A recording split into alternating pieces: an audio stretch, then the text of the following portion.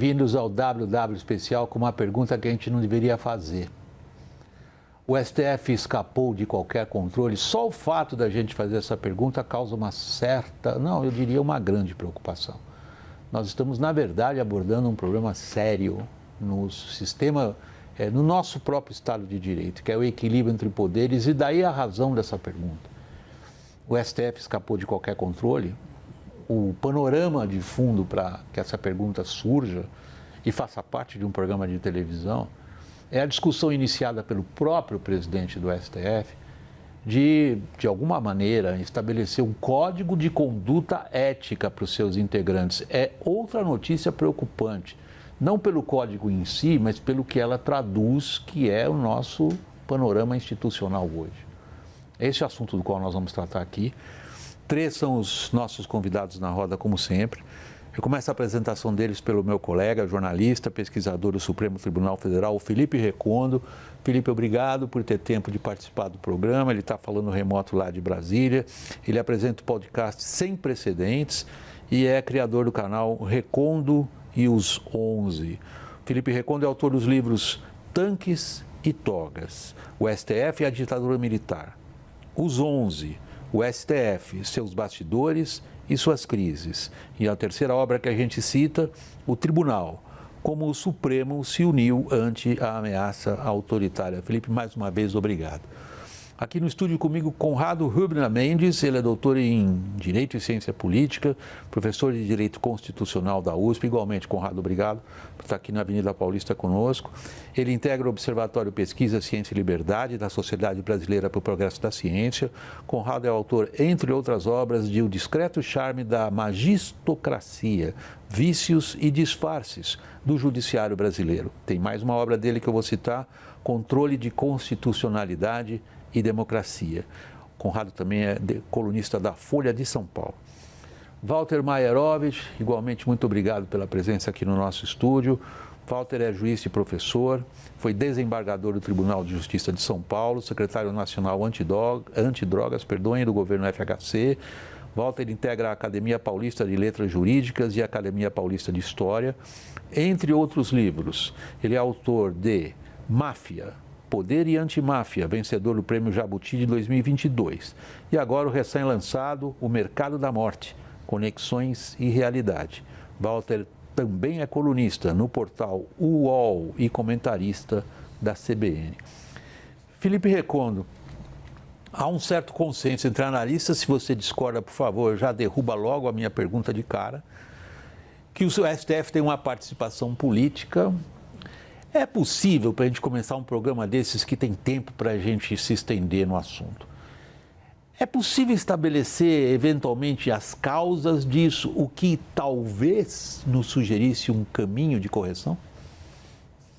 Olha, William, você mencionou na pergunta inicial, né, de o Supremo estar fora de controle, e eu fiquei pensando que talvez o Supremo nunca tenha sido submetido a tal nível de crítica, e eu acho que existe um nível de controle, por exemplo, por parte da crítica que o Conrado faz há tanto tempo, o Dr. Walter também há muito tempo, e a gente vê na imprensa cada vez mais a crítica pesada ao Supremo Tribunal Federal, coisas, inclusive adjetivações que não se via há muito tempo, e o apontar de dedos que a gente só via para o Congresso Nacional. Hoje a gente vê isso em relação ao Supremo, que é positivo. A gente também tem a crítica do Congresso e reações do Congresso Nacional a decisões do próprio Supremo. Vou citar agora, nós estamos gravando isso aqui em dezembro, com o Supremo discutindo o marco temporal e com a ameaça do Congresso Nacional, já muito clara, de que vai reverter essa decisão no futuro, com uma declaração política muito clara de impor limites à decisão do Supremo Tribunal Federal. Então, algum limite ele existe, mas é claro que o Supremo tem os seus problemas e a gente precisa discuti-los, e o seu convite aqui é uma obrigação, inclusive, de aceitá-lo até para isso. Mas o que eu acho que precisa distinguir também é o que é um pouco de Supremo em relação e reação à conjuntura política e o que é o próprio vício do Supremo. Eu e Conrado, a gente conversa disso há muito tempo, né, Conrado?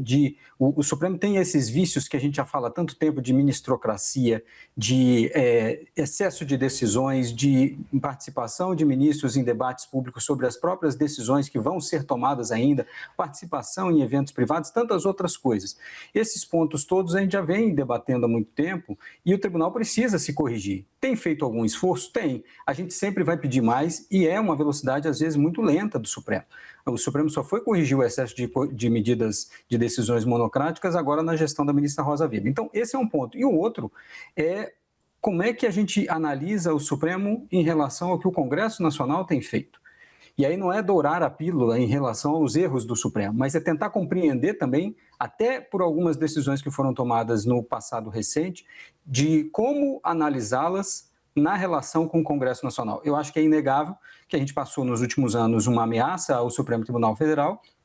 Isso não pode ser desculpa para qualquer coisa que o Supremo vá fazer, mas esse momentum, ele ainda não terminou. Eu me lembro, William, para devolver a palavra para você, mas eu me lembro quando eu fui entregar o meu livro sobre o governo Bolsonaro e o Supremo Tribunal Federal para o ministro Fachin, antes de eu tirar a mão do livro, ele me disse: você está preparado para escrever o próximo? Porque a batalha ainda não terminou. Então, o Supremo não saiu disso. E, em certa razão, eu tenho certa razão por isso, diante de algumas coisas que a gente tem visto. Então, é preciso separar as coisas também para o Supremo não usar isso como uma desculpa eterna de que está sempre reagindo a ataques que vêm do Congresso Nacional, quando ele também tem uma parcela de responsabilidade pelas reações aí do Congresso Nacional.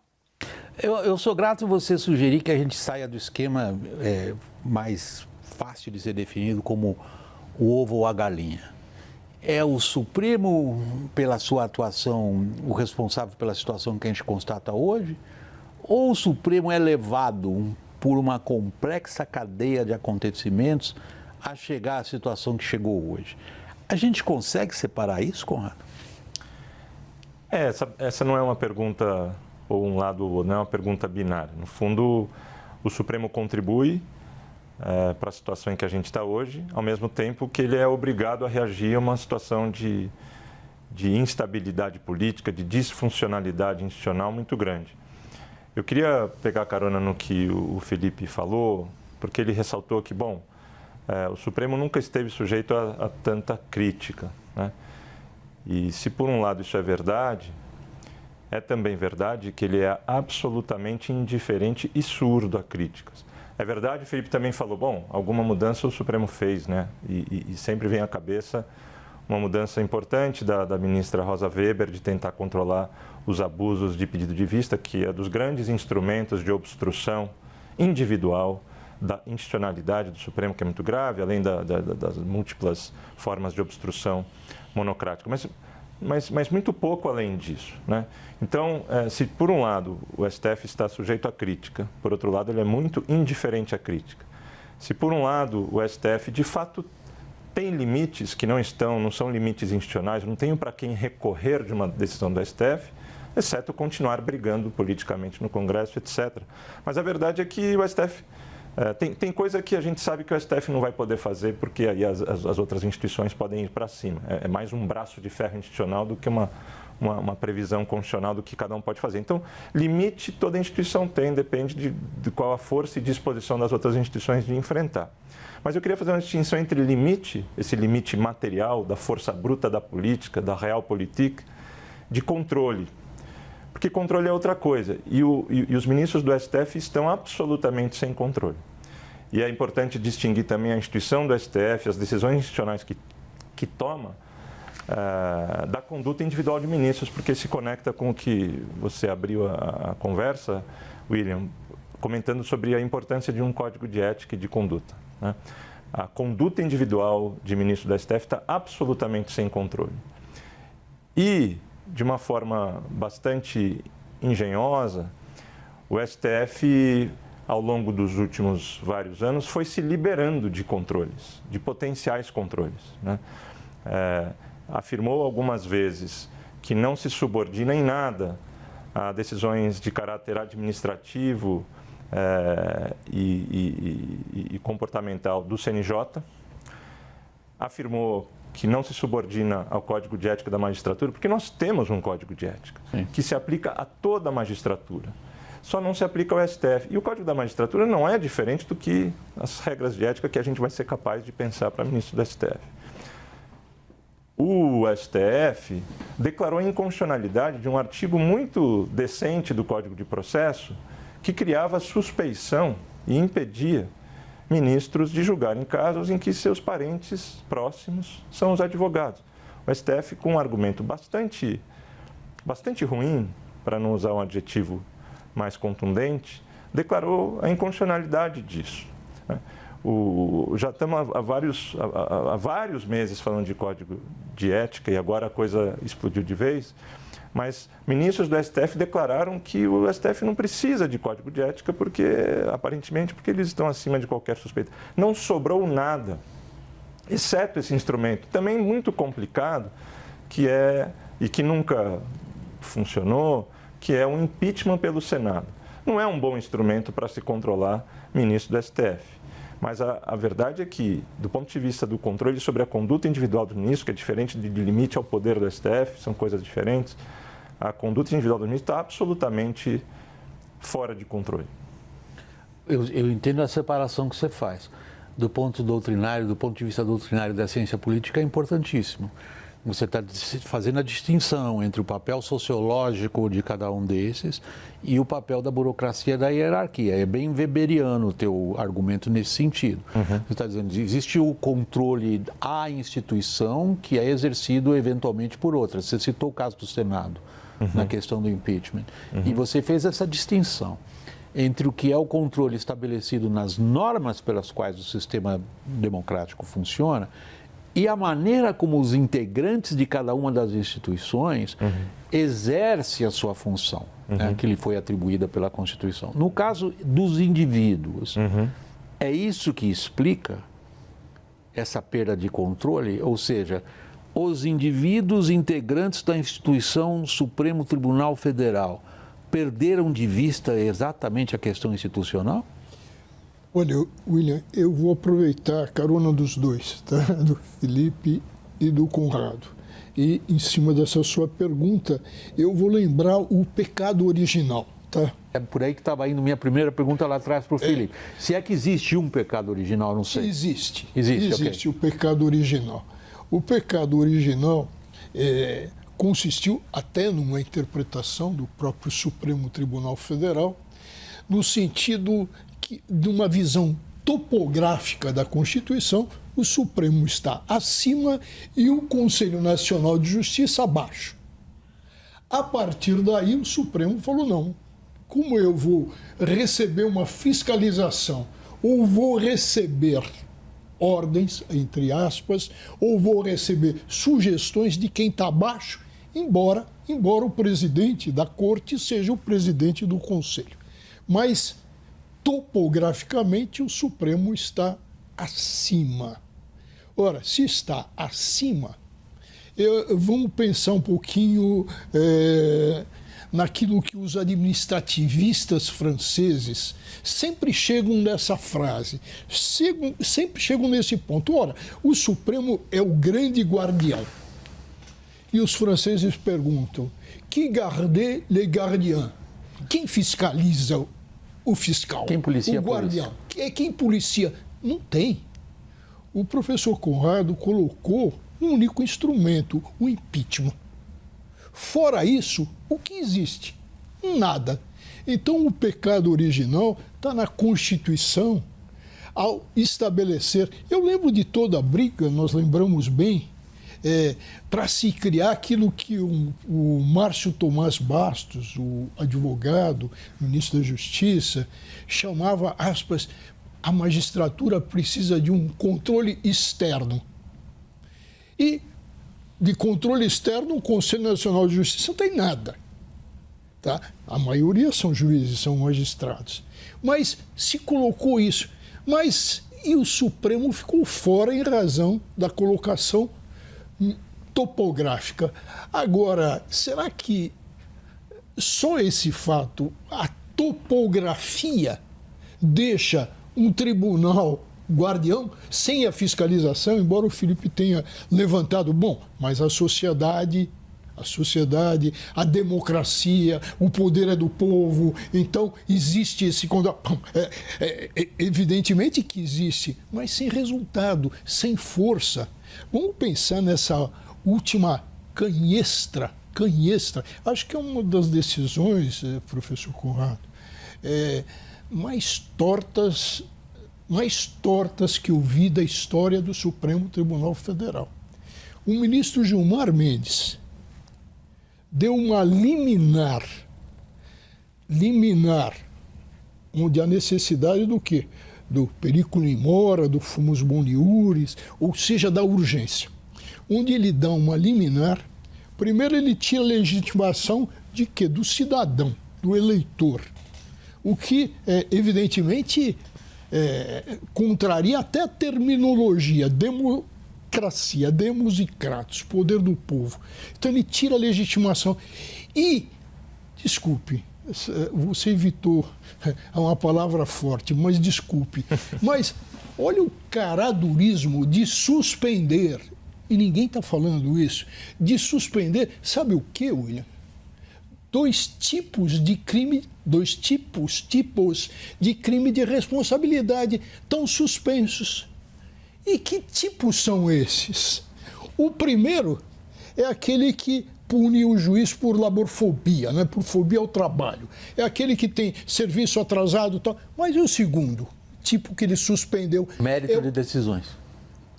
Não, é aquele que atinge a dignidade e o decoro da mulher. Ok. A dignidade, ora, é tudo. Podemos até dizer que ele blindou o Toffoli, blindou outros ministros, blindou a si próprio. Então, que gardez le gardien, eu acho que aí o problema está no nosso pecado original, que esse texto constitucional e o Supremo não tem controle e pior, e nem quer ter controle. Porque quando se fala num código de conduta, é evidentemente necessário, fundamental até por essa situação. Mas os ministros se esquecem que existe a lei orgânica da magistratura, que lá está escrito o dever de imparcialidade, o distanciamento das partes. Está lá entre deveres dos magistrados, todos, hein? Porque a lei orgânica da magistratura está só abaixo da Constituição e pega o Supremo, a LOMAN. Mas, de repente, o Supremo vai se distanciando. A decisão que foi mencionada, os ministros do Supremo não estão sujeitos ao estatuto que regulamenta isso. Ora, todos os outros juízes estão, eles não. Percebe que fica mal até institucionalmente entre os próprios colegas? Eu quero, e a gente vai entrar nos detalhes dessas decisões que causaram enorme espanto. Essa daí é uma das que causou mais espanto, entre outras. Mas vale a pena se debruçar sobre o que você considera que é o pecado original e tentar entender como esse pecado original, que é um pecado, na engenharia se diz, tem um erro de design aí. Tá mal formulada a questão de saída, com que abre uma porta para esse tipo de situação. Mas você mesmo diz, é o pecado original, mas ele sozinho não explica. O que seria então, Felipe, se você se associa a essa leitura, evidentemente, fique à vontade. Eu lembro quando houve a aprovação da emenda constitucional e essa discussão, né? E com o argumento de que, por exemplo, né, juízes de primeira instância que estariam no Conselho Nacional de Justiça tomariam decisões que imporiam limites aos ministros do Supremo, que não faria sentido na visão do STF. Mas eu lembro aqui também, e o doutor Walter, como magistrado, lembra desse tempo também, em que havia internamente uma imposição de um limite pelos próprios colegas.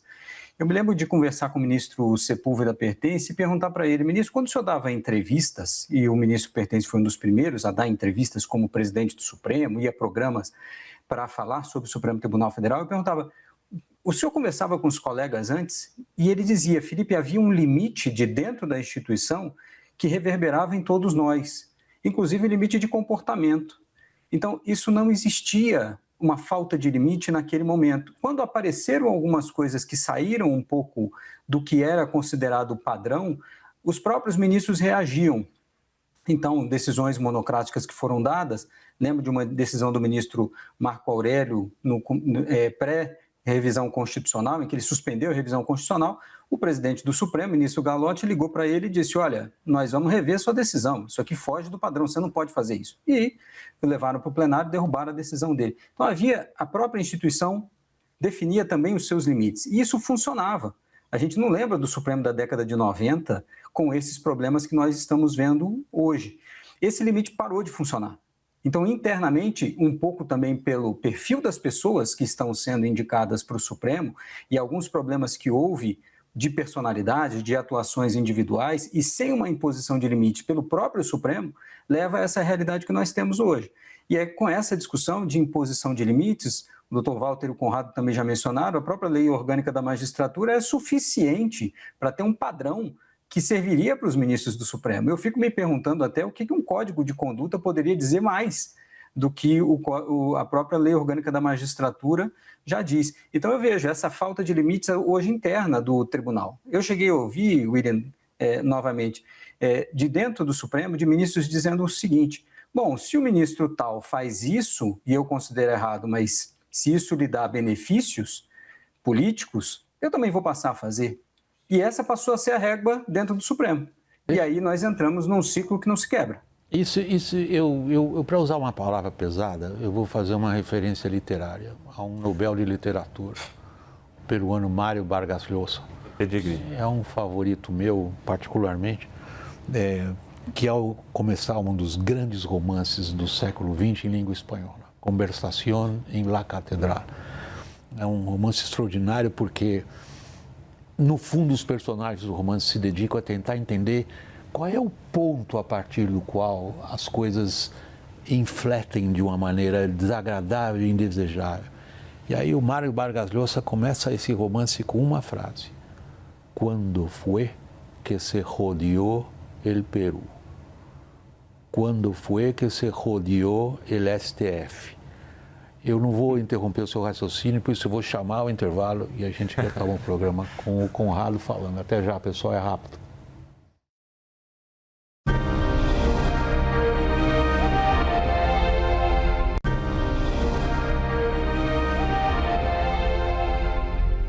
Bem-vindos de volta ao WW Especial. Conrado, quando foi que a gente estabelece, qual é a data para a gente estabelecer, digamos, essa perda de controle?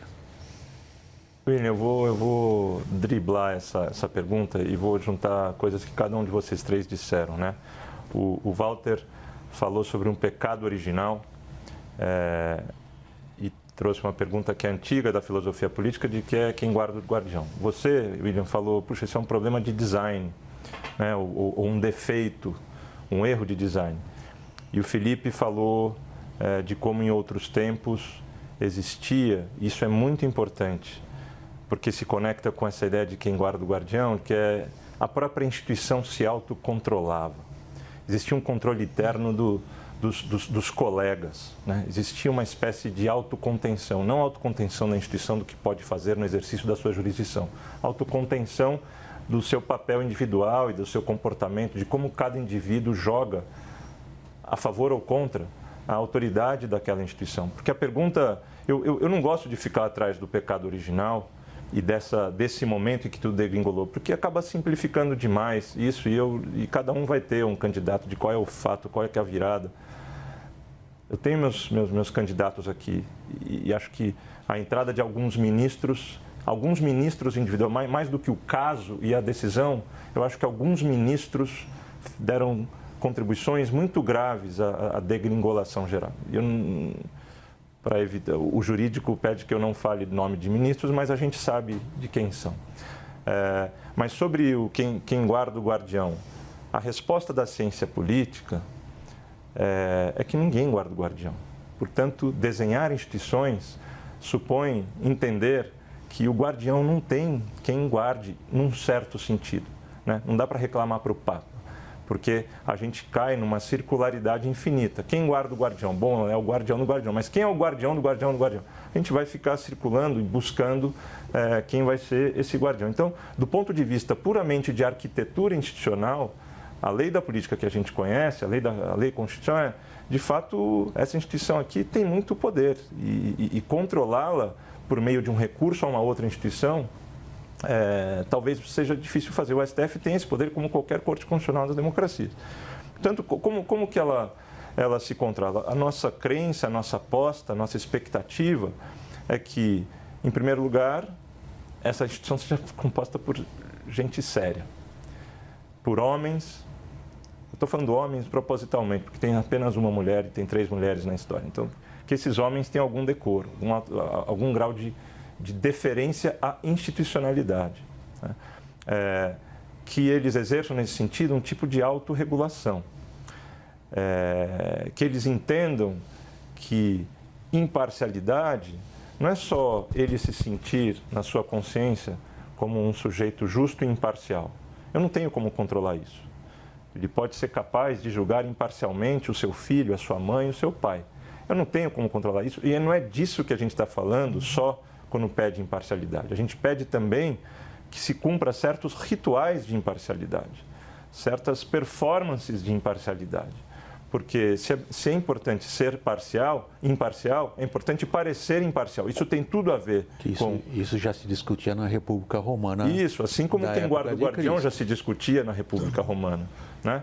Então, de alguma forma, e nesse sentido também mostra um pouco a ingenuidade de se colocar todas as fichas num código de ética. O Código de Ética vai acrescentar alguma coisa? Vai acrescentar o que a Lei Orgânica da Magistratura fala, ao que o Código de Ética da Magistratura já fala, ao que todos os códigos de ética judicial no mundo falam? Do ponto de vista de conteúdo, vai acrescentar alguma coisa? A gente pode tentar ser criativo, pode tentar inovar, pode tentar ser mais específico, mas vai girar em torno da mesma coisa. Por que é importante, mesmo assim, o Código de Ética? Pelo ato, pelo valor simbólico, pela demonstração de que... E também pelo valor de educar a sociedade de como nós devemos julgar os ministros do STF. Né? Então é isso. O Código de Ética é um movimento fundamental, mas é importante não ser inocente nessa história. O Código de Ética é um ponto de partida de um processo muito profundo de tentativa de regeneração de uma profissão profundamente degradada. E quando eu falo profissão profundamente degradada, não basta só olhar para ministro do STF, não basta só olhar para ministro de Cortes Superiores, não basta só olhar para a magistratura. As profissões jurídicas estão degradadas. Não há o corruptor ativo sem o corruptor passivo. A advocacia tem muito a responder sobre isso. A advocacia também está sujeita a um código de ética. Só que a advocacia pensa de maneira bastante equivocada, para não dizer outra coisa, de que por ser um profissional liberal, por não ser um funcionário público, e por estar no exercício do direito de defesa e ter prerrogativas, que a eles não se aplica certos deveres éticos. E óbvio que se aplica. Óbvio que estar num jatinho com o ministro do STF, quando você tem um cliente no STF, ou mesmo que não tivesse, mas você sempre poderá vir a ter, é um problema não só de ética judicial, mas também de ética advocatícia. Então essas coisas estão muito imbricadas. Começar com o Código de Ética do STF, assim, é um ponto de partida da coisa. Sim, é uma tentativa de virada de chave. Mas é uma luta política muito grande pela frente. Tem 2 aspectos, acho, muito relevantes que você aborda. Um deles é o que eu chamaria de mediocrização generalizada no parlamento, nas lideranças políticas, nas lideranças também de setores da sociedade civil. Empresarial, sem dúvida alguma.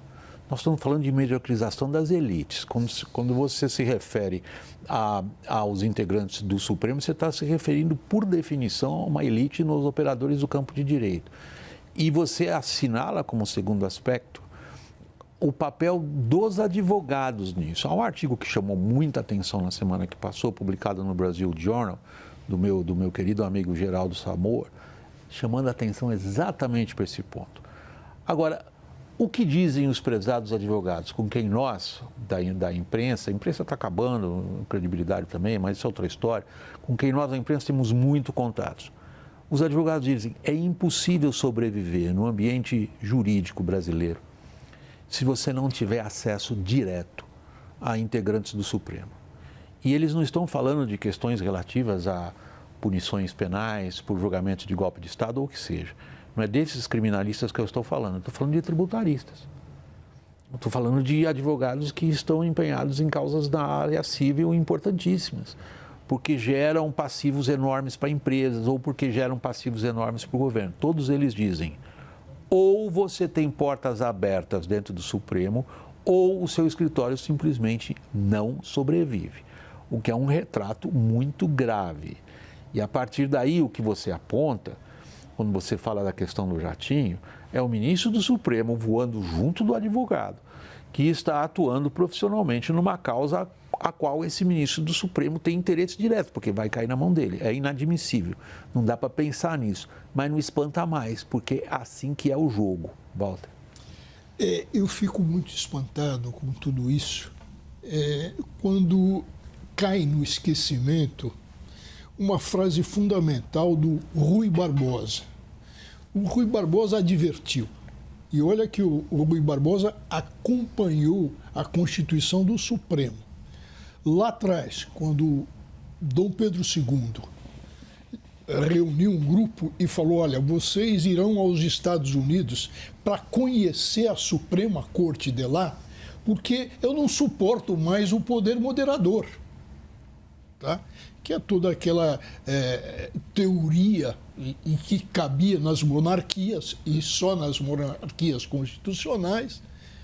Está aí o Benjamin Constant que desenvolveu isso, mas o Dom Pedro II falou, olha, poder moderador eu não aguento mais, então vocês vão ver o modelo norte-americano, que eu gostei, e tragam para o Brasil. Bom, não deu tempo, veio a República, mas o Rui Barbosa ficou firme no quê? Num Supremo Tribunal Federal. E o que ele disse sobre o Supremo Tribunal Federal? E aí, advogados, juízes, eu faço muita questão na preparação de juízes, que eu trabalhei nisso também, de deixar muito claro o que o Rui Barbosa disse. A autoridade moral, atenção, a autoridade do Supremo Tribunal Federal está na moral e na ética. Então, o Supremo tem uma autoridade moral, ético-moral. É aí que está a autoridade suprema. Ora, se juízes destroem, se advogados destroem, a necessidade, evidentemente, de se voltar e se lembrar o tempo do fascismo. Vamos fazer a resistência. E a resistência, poucos fazem, em razão disso que você falou. O advogado, o escritório vai fechar se não tiver portas abertas, se não tiver o contato, se não tiver o lobby. Ora, William, você já deve ter observado como jornalista. O Felipe fala, o Conrado fala, eu falo, e mais o quê? Mais alguns, e nós não enchemos uma Kombi. São poucos, porque tem muitos que estão na área da advocacia, do Ministério Público, nós não vamos falar sobre isso. Então vem esse silêncio, mas a gente sabe nos bastidores como é que isso tem funcionado. Essa bajulação, esse sabugismo com relação a ministros.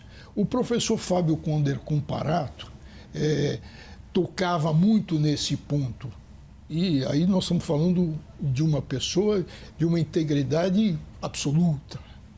Ele tocava nisso e ressaltava: o Supremo tem uma autoridade, mas a sua autoridade é moral, é ética. Perdemos isso, William. Ninguém mais lembra. Então, aí a pergunta que você sugere é grave.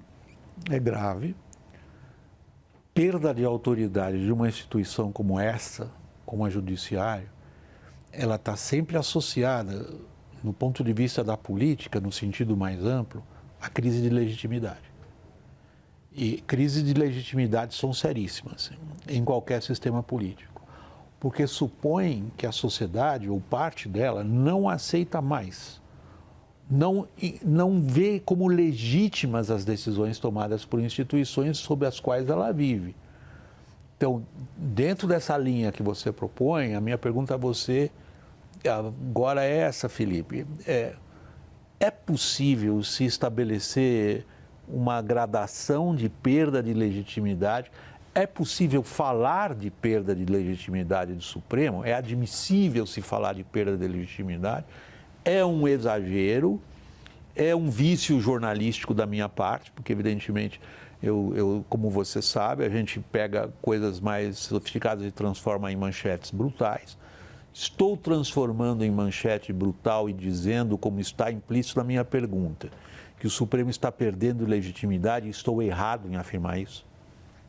William, vou te responder isso com um caso que me aconteceu. Eu fiz entrevista com alguns professores de Direito Constitucional perguntando como estava sendo dar essa disciplina hoje no Brasil. E todos eles falaram do Supremo Tribunal Federal e da dificuldade de falar sobre o Supremo Tribunal Federal para os seus alunos. E um dos argumentos foi esse de perda de legitimidade. E eu recebi um telefonema de um ministro do Supremo para dizer, olha, isso aqui é uma bobagem, que exista perda de legitimidade. Mas quando a gente olha... Eu já ouvi isso diretamente de vários deles também.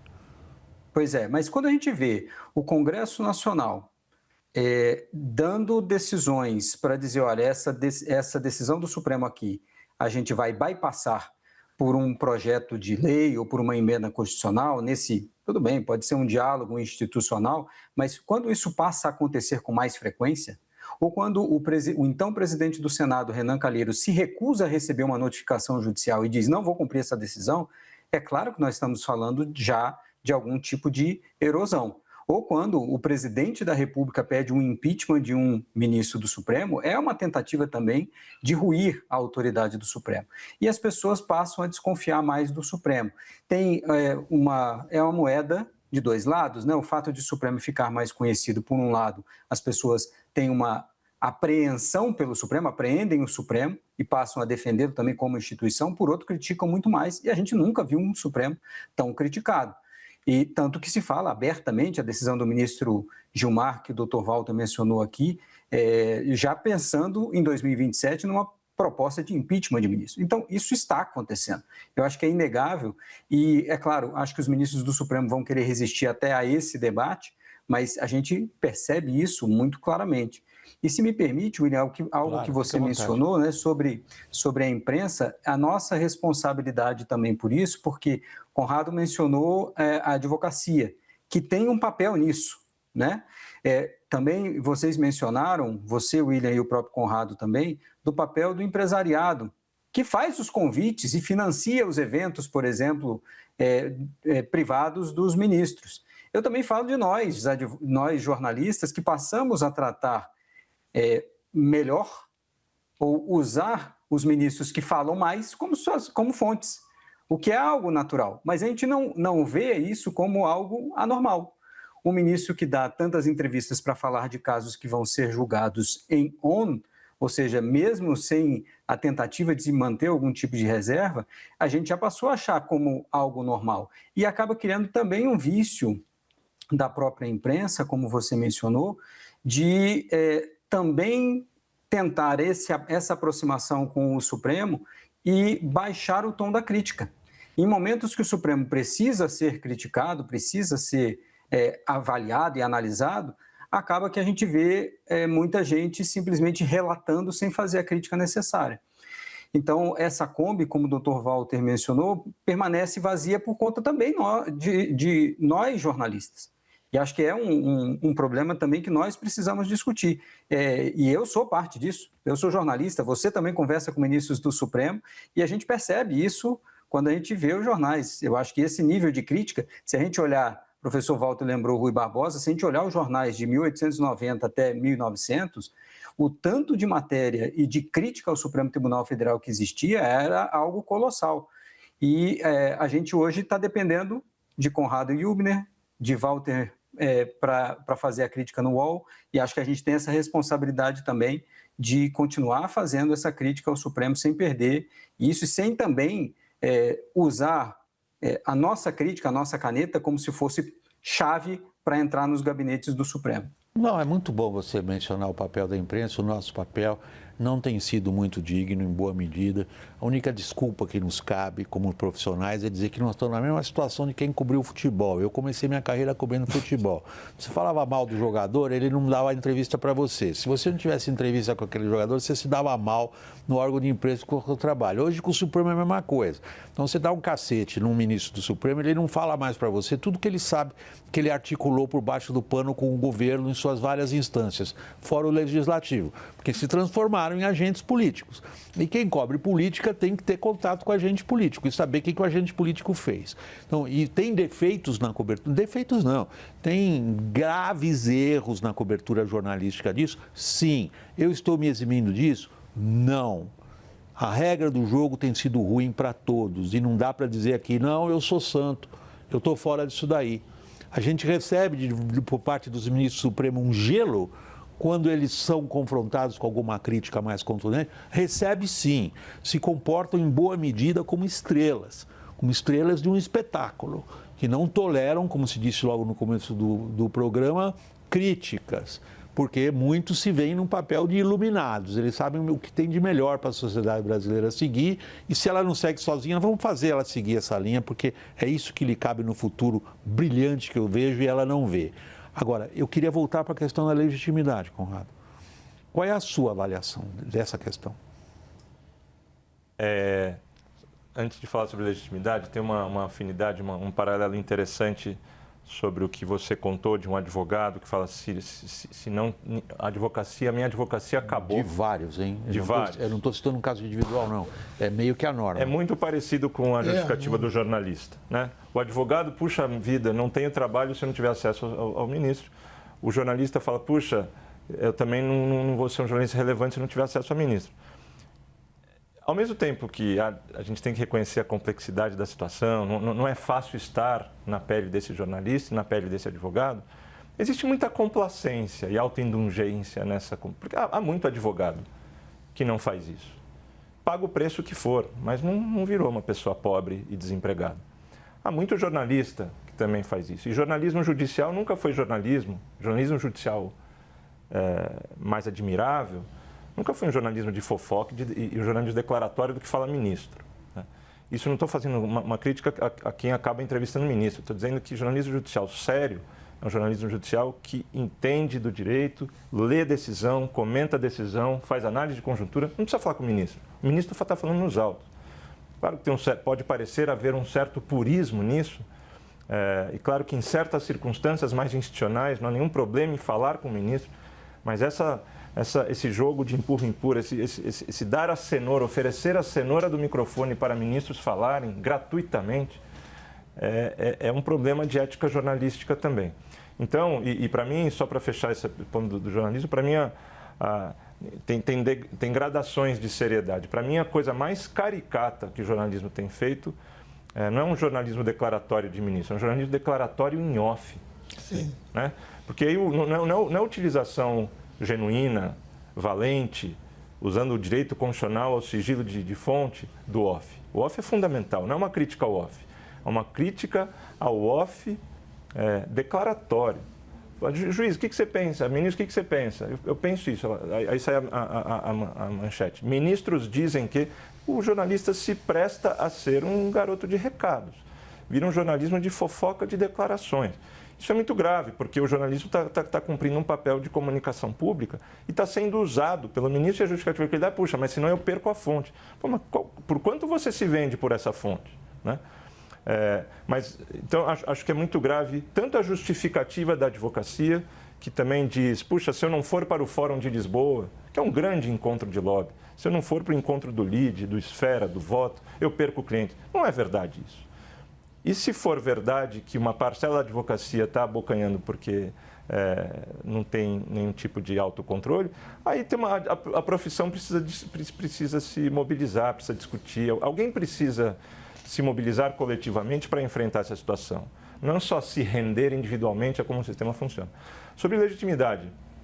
Legitimidade... Posso claro, Walter, eu estou falando. À vontade, por favor. Não esperem eu passar a palavra. Por favor. Sim, vou voltar à questão do off. A lembrar, ministro falando em off, e no off pré-julgamento, pré-julgamento. No off, críticas aos colegas. Isso. A pergunta, e a lei orgânica da magistratura, já que eles não estão no Código de Ética, proíbe isso, proíbe. Então eles usam o falar em off, violando claramente a lei orgânica da magistratura.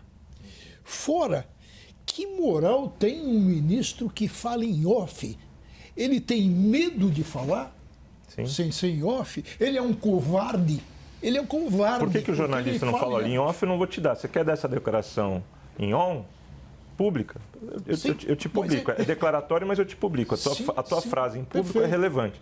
A tua frase no off é mero recado, é mera quebra de decoro. E isso está sendo usado de um recado de um para o outro. Isso. Olha, eu já tenho maioria, vou decidir. Vamos ao caso concreto. Walter, existe uma técnica jornalística consagrada internacionalmente, sobretudo, e vem do vocabulário anglo-saxão, que é o seguinte: a informação foi obtida de forma não revelada à fonte, porque ele não está autorizado a discutir publicamente um assunto sensitivo. Essa é uma fórmula aceita. Ela é praticada por algumas das melhores e mais respeitadas, ainda mais respeitadas publicações do mundo inteiro. Mas não é disso que nós estamos falando. Até aí, eu acho absolutamente aceitável, do ponto de vista técnica jornalística. Um ministro do Supremo não está autorizado a discutir em público pelos fatores que você acabou de mencionar, né? Da magistratura, do comportamento, a discutir assuntos sensitivos, que podem ser de caráter doutrinário. Não é isso. É o fazer política através do off. Essa é a questão. Agora, o Filipe, o meu editor-chefe, está me pedindo para chamar o intervalo. Eu vou chamar o intervalo. Eu queria que você ainda tivesse a oportunidade de falar de legitimidade. A gente volta daqui um instantinho, pessoal. Até já.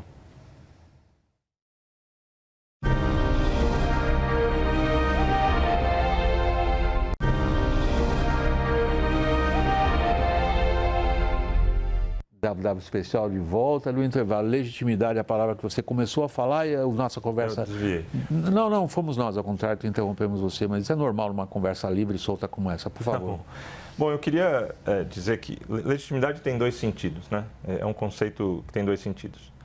O primeiro deles é a capacidade de uma instituição de se fazer obedecer, de exercer autoridade, de fato ser aceita. E é sobre esse sentido que o Felipe... É isso que explica uma instituição. Isso que explica uma instituição, né? Ela tem autoridade porque ela é obedecida, né? Claro que desobediências marginais acontecem e num tribunal pode acontecer, mas é assim, a capacidade de se fazer obedecer. E uma instituição não eleita, uma instituição cuja legitimidade, cuja autoridade é tão delicada quanto um tribunal, exercer certas práticas de construção de autoridade moral é muito fundamental. Mas o fato é que o STF, o espectro da desobediência chegou perto do STF já faz muitos anos, né? Assim, nos últimos 15 anos você vê deputados começando a aventar a hipótese, mas se o Supremo decidir isso, nós deixaremos de obedecer porque nós somos a casa do povo, etc. O presidente da República disse isso aqui na Avenida Paulista, aqui na frente. Exatamente. Esse é um ponto culminante de um processo que começou muito antes. O Felipe mencionou um outro marco também. O presidente do Senado, Renan Calheiros, falou, não, essa adesão eu não vou cumprir. Essa adesão monocrática do Marco Aurélio eu não vou cumprir. E, de fato, o STF teve que se mexer, reuniu o plenário, etc., e teve um acordo. Mas eu queria ressaltar que na prática, o STF ainda tem uma razoável capacidade de se fazer obedecer. Não está fácil, está criticado de todo lado, está enfrentando guerras, etc., mas, curiosamente, ele está se fazendo obedecer. E aí eu faço uma pergunta que é importante.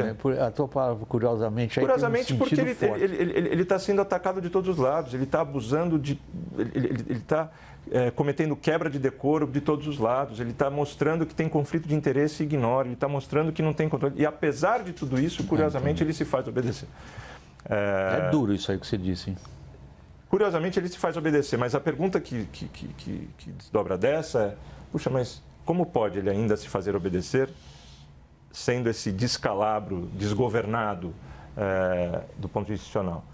E aqui tem um ponto-chave que se conecta com outro sentido de legitimidade, que é legitimidade do ponto de vista moral, que é, puxa, de fato, essa é uma instituição que demonstra exercer o seu papel corretamente, tal como nós imaginamos constitucionalmente que essa instituição deveria funcionar, né? É legitimidade normativa moral, não é só fazer-se obedecer, mas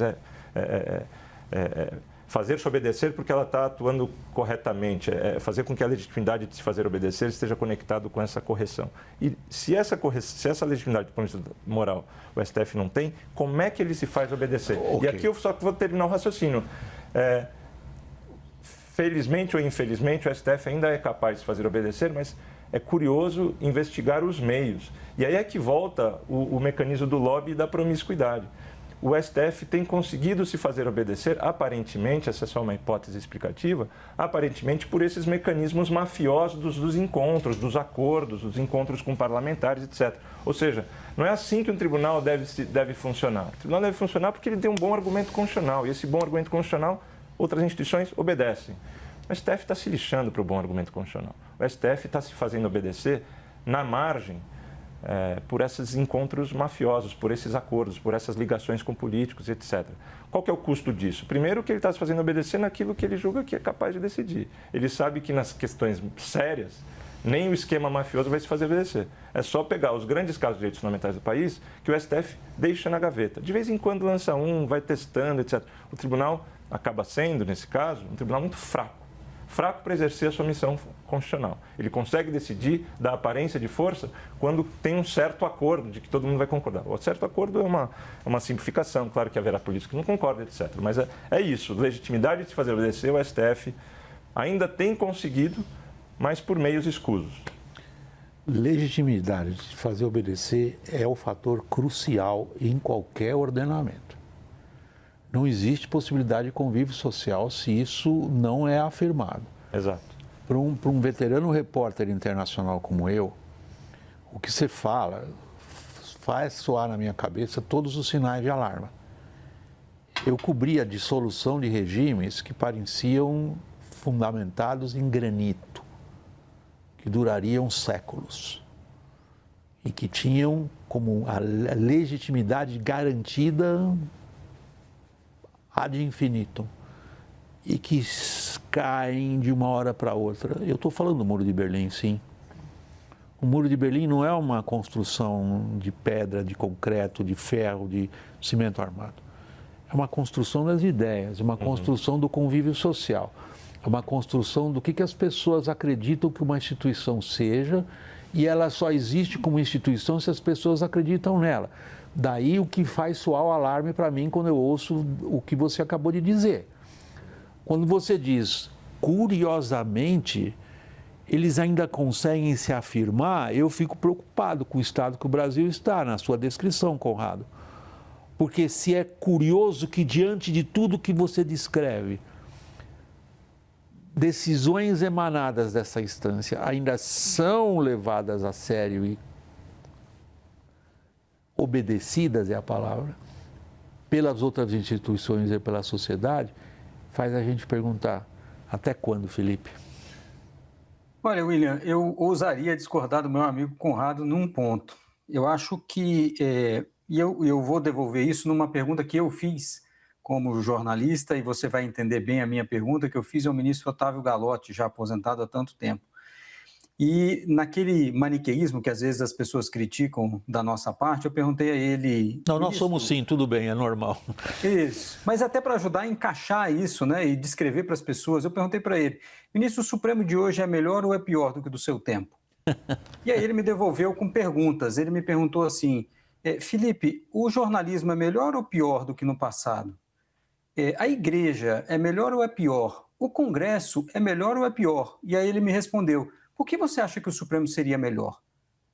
E aí, eu acho, e nesse ponto que eu ia discordar do Conrado, vou fazer uma complementação, as outras instituições também pioraram, e o Supremo está lidando com elas. E acho que uma das razões de o Supremo conseguir fazer com que suas decisões continuem sendo cumpridas tem algo a ver também de certo artificialismo, que é, por exemplo, a manutenção do foro por prerrogativa de função e os parlamentares sendo processados no Supremo. Esse é um dos fatores, eu acho que é importante e relevante para o Supremo ter essa arma à disposição. Mas também tem a outra, que é a própria política está dialogando com esse Supremo e aceitando esse Supremo. E, por outro lado, a imprensa, como a gente estava dizendo, também está aceitando esse Supremo. O empresariado também, a advocacia também. Então, nós estamos nivelando as coisas dessa maneira. E aí eu acho que dentro desse jogo que nós temos hoje, com a Câmara, por exemplo, aceitando a decisão em relação a Carla Zambelli não vendo como uma retirada de competência da própria Câmara dos Deputados, já é uma demonstração de aceite à decisão do Supremo. Então, por mais que a gente tenha essa discussão, por mais que nós já tenhamos decisões que foram descumpridas e ameaças de descumprimento de outras ou de reversão por legislação, o Supremo continua conseguindo fazer o seu trabalho e mantendo essa legitimação mínima das decisões, sob muitas críticas. E as críticas não vão diminuir.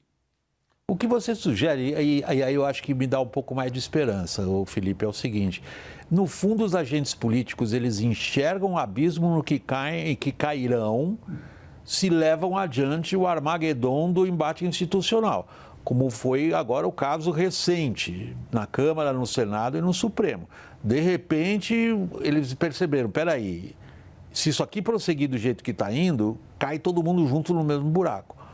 Ou nós vamos cair mesmo nesse buraco, hein, Walter? Eu acho que um ponto que a gente não pode escapar de reflexão é que a promiscuidade acabou enferrujando e abalando o sistema de freios e contrapesos, o check and balances. Por que eu estou dizendo isso em cima disso que foi dito pelo Felipe, pelo Conrado? Estou dizendo o seguinte: vamos começar para o espectador sentir isso. Qual é o sistema? O presidente da República indica um ministro, o Senado aprova. E o que a gente assiste? Daí a promiscuidade. No meio entrou o beijamão. Que coisa mais horrorosa do que o beijamão? E no beijamão tem também o quê? Quando eu entrar no Supremo, quando eu virar ministro, esses caras vão estar na minha mão, porque a competência será minha, se eles forem processados criminalmente. Ora, que é o que está acontecendo agora. Mas e a promiscuidade? Uma centena de inquéritos. E a promiscuidade é o problema, que arrebentou esse sistema. Porque esse sistema, tá bom, é assim, mas aí começou. Entrou o beijamão, entrou o acerto do inquérito. Veja, o Banco Master. Como é que o Toffoli faz a avocação de tudo isso? Então, começou o sistema a adquirir, e está num grau de promiscuidade que a legitimação vai para o buraco.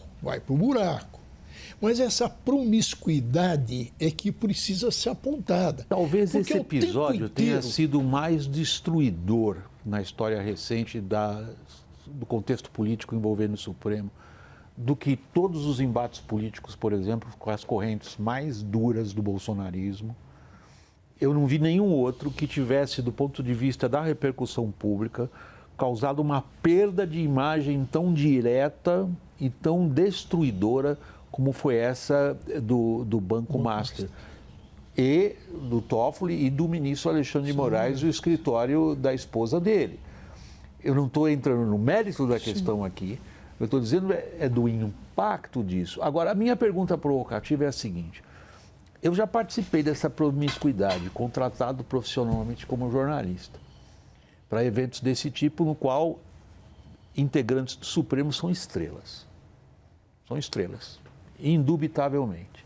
E um bocado de gente vai nesses encontros empresariais, que são profissionalmente organizados, dos quais eu não posso me queixar, porque eu fui contratado e fui pago para exercer ali um papel profissional de jornalista, que tem um programa como esse, que é um programa no qual eu modero conversa entre as pessoas. Fui contratado para fazer isso em vários desses eventos, nos quais integrantes do Supremo são estrelas de primeira grandeza. E o evento não se limita apenas àquela situação que é transmitida e está no YouTube para quem quiser conferir o que eu falei, eu deixei de falar num evento desse, eventos abertos. Né? O público tem acesso, é só ir no YouTube e olhar qualquer um desses eventos de qualquer uma dessas organizações que se esmeram em fazer esse tipo de contato. O evento é muito mais do que isso. É, sobretudo, a oportunidade, como se fala modernamente, de networking. Qual é o networking ali? Aí é uma outra história. Essa não é o que, digamos, o que está propriamente à luz. Agora, em várias dessas situações, o que eu notei como repórter, como jornalista, é uma profunda insatisfação, mesmo daquelas elites empresariais que sabem que boa parte do seu business depende de um ambiente de segurança jurídica. Uhum. E os responsáveis pela segurança jurídica estão ali, na frente deles. Mesmo essas elites hoje, ou sobretudo essas elites, eu deveria dizer, começando por elas, têm hoje uma imagem do Supremo aterradora.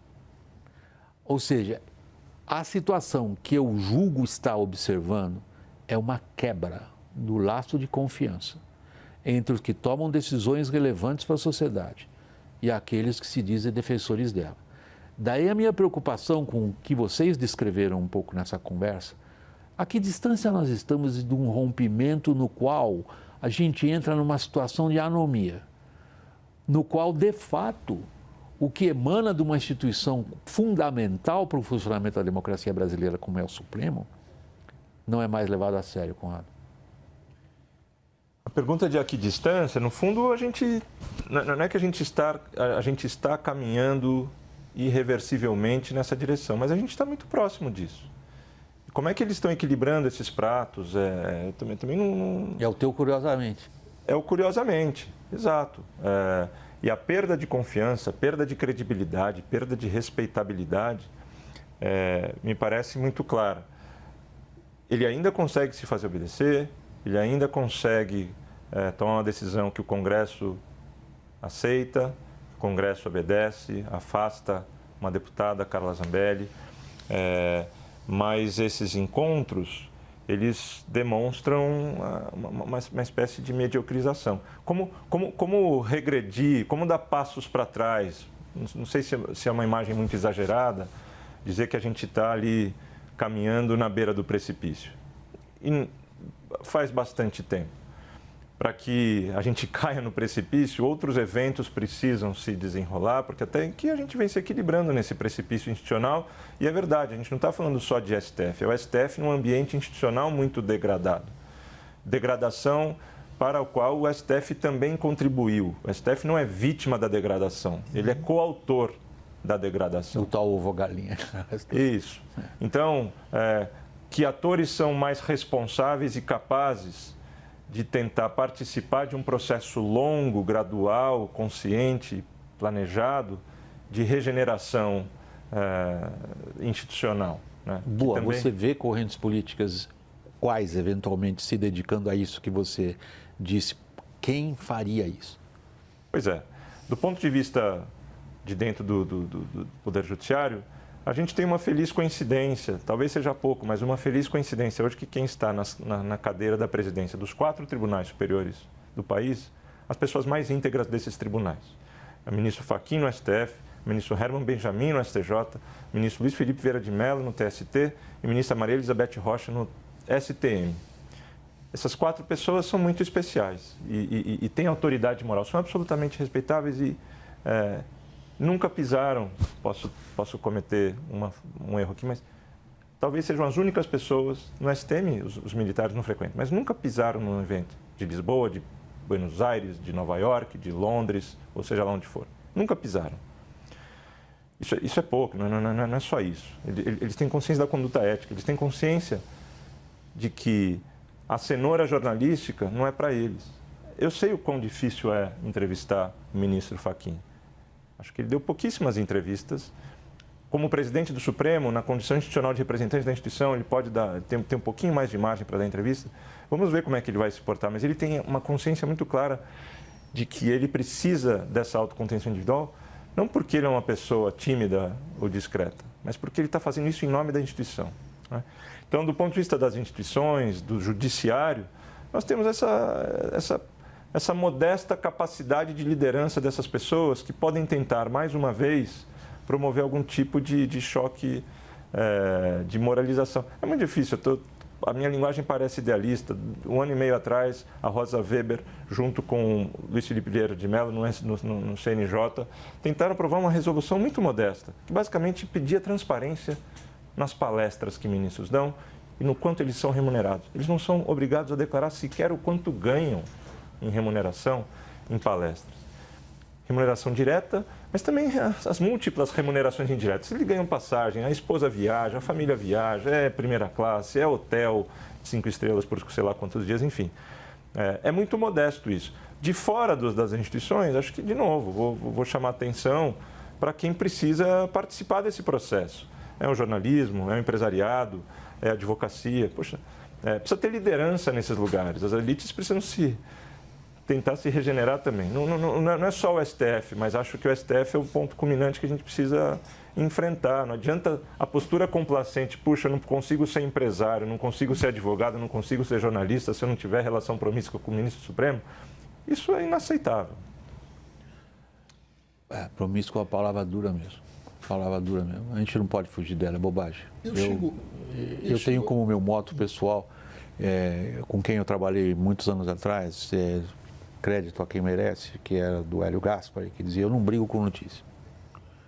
Posso não gostar, mas eu não brigo com notícia. Fato é fato. Foi meu moto pessoal na minha carreira inteira. Você ia falar, Walter, porque depois eu queria ver o Felipe sobre a questão do relação às restrições. Em cima disso que você e o Conrado estão colocando, eu vou falar uma coisa assim muito dura. Achei um otimismo muito grande da sua parte, das lideranças. Eu estou vendo uma situação, vocês estão falando, me veio a imagem, veja que coisa incrível, do Daumier. O Daumier retratou o que? A magistratura do Ancien Regime, a magistratura da monarquia, que era horrorosa. Era horrorosa. Os magistrados estão lá nos cartoons dele, é verdade, Legião de Justiça é o livro que ele reuniu tudo, né? E é um nome extraordinário, mas ele mostra ali nas imagens, você vê aquela justiça podre, apodrecida, onde as pessoas conviviam com ela, mas sabiam da promiscuidade, da corrupção. Veio a Revolução Francesa, né? É isso e a guilhotina. E a guilhotina. Você estava perguntando de momento, ele trouxe aí uma imagem mais dura. E o Termidor. Então, eu vejo essa imagem. E depois vem o Talleyrand dizendo: esses do regime antigo não aprenderam nem esqueceram nada. Eu acho essas referências históricas ótimas, mas o Filipe, meu editor-chefe, está me mandando encerrar o programa. É a tal da grade de televisão, o público já sabe disso, lá vem o William com essa conversa mole, mas é um fato, não posso brigar com notícia. Filipe, para encerrar contigo, tem um pouquinho menos de um minuto, me perdoe o constrangimento. O programa, as pessoas aqui têm a liberdade de falar o que precisam falar e nesse final eu fico constrangendo os convidados. Para onde vai o embate institucional? Qual é o cenário próximo?